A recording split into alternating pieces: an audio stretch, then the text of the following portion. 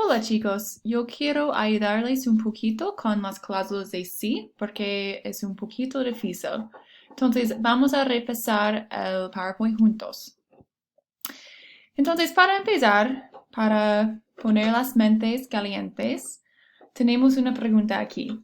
Si fueras un animal, ¿qué tipo serías y por qué? Entonces notan ustedes aquí tenemos si, que significa if, si no tiene acento, y si tiene acento significa yes. Entonces, si fueras un animal, ¿qué tipo serías y por qué? Una respuesta posible podría ser si, si yo fuera un animal, yo sería un perro. Entonces, notan ustedes, estoy usando el imperfecto del subjuntivo y el condicional aquí. Entonces, para repasar, necesitan los tiempos verbales. Primero necesitas el condicional, que ya saben que tiene que añadir ia, ias, ia, iamos, iais, ian al infinitivo. Hay algunos irregulares aquí. Y aquí son los regulares y son los regulares también para el futuro. Y si ustedes recuerdan, tuvimos una canción, pondré, haré, salaré, sí, añadir la day, algo así. No recuerdo la canción, pero está escrito en mi sala. Para ustedes, el futuro. Eso es el futuro que yo quiero que ustedes usen. El futuro de ir plus a plus infinitive no es el futuro que vas a usar en esta construcción. Necesitas usar ese futuro porque ese futuro es el futuro que implica que el evento está en el futuro.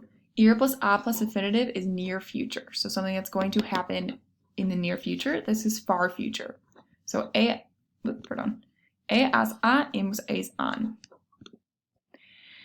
El imperfecto del subjuntivo necesitas para esa formación también. Ya saben los pasos. 1. Tercera persona plural del pretérito. Quita la ron. Adiós ron. Y ramos, rais, ran. Your cheerleaders, ¿sí? Por ejemplo, aquí son los ejemplos, pero ya repasamos eso un poquito. Entonces, chicos, eso es importante. Hay dos tipos de cláusula de sí, sí clauses. Cuando algo es posible o va a ocurrir, va a usar sí, el presente y el futuro. So this means if something is possible and it's going to happen, this is not a hypothetical situation, you're going to use the sí, the present tense, and in the second clause, the future tense. Notice, sí and the present tense need to be close together. This can be the future first and then the sí in the presente, but they need to be close together, the sí and the present tense. So here's your example. Si yo recibo un perro, será el mejor día en mi vida hasta hoy. If I get a dog, it will be the best day ever. This is implying that this is going to happen. The second type of sí clause is sí when it's imposible, hipotética, contrario al hecho, suposición. So this means hypothetical, it's a possible situation, etc. So, when you're asking hypothetical questions, like in the para empezar, si fueras un animal, ¿qué tipo serías? If you were an animal, what type would you be? Obviously, that's not happening. You're not turning into an animal. So you're going to use the sí, the imperfect subjunctive, and the conditional. So here's your example. Si yo pudiera, yo iría a todos los países hispanos. If I were able to, I would go to all the Spanish-speaking countries. Now, that could be a possibility, but probably in my lifetime, I'm not going to reach all 21 countries. So it's going to be a hypothetical sí clause. So here's some examples for you for when it's possible. Si estoy enfermo, tomo medicamento. If I'm sick, I take medicine. Or this should really say tomaré, I will take medicine. Si estudio, recibiré buenas notas. If I study, I will receive good notes. Si ves a Carlos, dile hola. Si recibo bastante dinero, compraré la televisión. So all those are doable. So here's a hypothetical C clause examples. Si yo fuera Obama, daría más dinero a la educación. If I were Obama, I'd give more money to education. Clearly, I'm not converting into Obama, so that's not happening. ¿Qué harías si ganaras la lotería? What would you do if you won the lottery? That's a very slim chance, so you're going to use this C clause. Now, notice, right here, the C is followed by the imperfect subjunctive and the conditional came first. The C does not always have to be first in the sentence.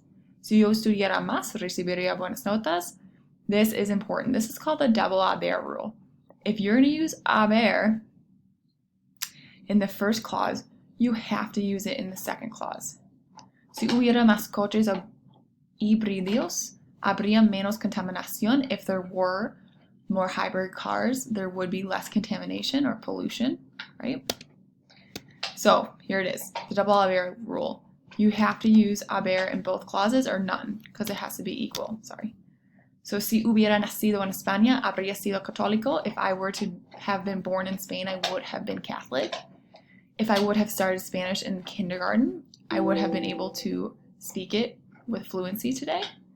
So that double haber rule, so those perfect tenses, they have to match. So this one, as if, como si, always takes a past subjunctive. So, mis padres me trataron como si fuera niño. My parents treat me as if I were a child. Me miró como si tuviera la culpa. He or she looks at me as if I were to blame. John Shire jugó como si estuviera cansado anoche. He was playing as if he were tired. So this structure is always going to take the imperfect subjunctive. All right, chiquitos. So please feel free to Skype me if you have questions on this. I know this is difficult, but this is something that can really raise your complexity points in an essay. All right, nos vemos. Adiós.